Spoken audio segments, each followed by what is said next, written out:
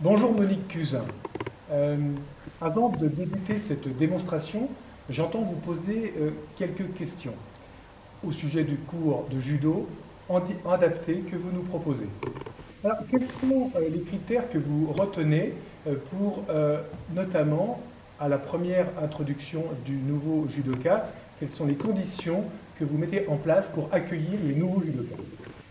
Eh bien, au préalable, à la première séance, je programme un entretien avec le nouvel élève, bien sûr, et ensuite avec ses parents ou l'accompagnateur social. D'accord. Alors, dans cette situation un peu particulière, qu'est-ce qui vous permet de dire aujourd'hui, depuis la création de cette section, c'est-à-dire depuis 1983 à votre initiative, qu'est-ce qui vous permet de dire que ce moment d'accueil est déterminant quant à l'adhésion des judokas en situation de handicap? Alors, avec l'expérience acquise et les nombreuses situations rencontrées, ce moment d'échange avec l'élève est déterminant pour identifier sa personnalité et regarder s'il est apte à la pratique du judo adapté. Je regarde ses dispositions personnelles, le partage et l'entraide qui se passe au bord du tapis avec les autres élèves. Monique Cusin, vous nous avez expliqué que pour la particularité de ce cours de judo adapté, vous aviez mis en place un système de parrainage grâce auquel vous identifiez parrain et marraine qui vont accompagner au fil des cours chacun des judokas. Alors, sur quels critères choisissez-vous ces parrains et marraines? Il est vrai que je désigne un appari, c'est-à-dire un parrain ou une marraine, pour chaque candidat. Ce judoka acquiert avec ce parrain ou sa marraine une complicité qui est assez importante. Hein. Et comme ça, le parrain, il connaît les fragilités psychologiques et physiques de son filleul et il travaille à l'adaptation de ses particularités. Puis ensuite, cet élève-là va rejoindre les autres élèves sur le tapis, où il vient faire quelques cours d'essai, et avec son parrain bien sûr. Et comme ça, il commence à se familiariser avec le tatami, avec le dojo, avec les nouveaux avec les enseignants bien sûr, et avec ses nouveaux élèves. Et ensuite, les apprentissages du judo commencent. Monique Cusin, vous avez conceptualisé un cours de judo adapté, et après 25 années de pratique, de réflexion qui ont occupé votre vie et votre engagement personnel pour le judo, quel est le message que vous voulez transmettre aux judokas d'une manière générale, aux parents d'enfants en situation de handicap et plus généralement au public auquel s'adresse bien évidemment ce cours? Alors, l'objectif de l'enseignant est de permettre aux judokas de s'extérioriser, de donner le meilleur de lui-même, de s'épanouir pendant le cours, et en fonction de sa réceptivité et de son degré de handicap, l'entraînement ou le passage de grade, bien sûr, sera plus ou moins long. Monique Cusin, merci de votre commentaire et merci de votre engagement pour le judo. Merci à vous. En conclusion, ce que je souhaite avant tout, c'est que chaque judoka ait du plaisir à pratiquer, qu'il s'épanouisse et qu'il passe un agréable moment au dojo, en apprenant bien sûr à se détendre et à se défendre. Et il m'est apparu au fil du temps, comme une évidence, que c'était à moi qu'il revenait de m'adapter à vous. Je vous remercie. Prêt? Prêt? Merci beaucoup.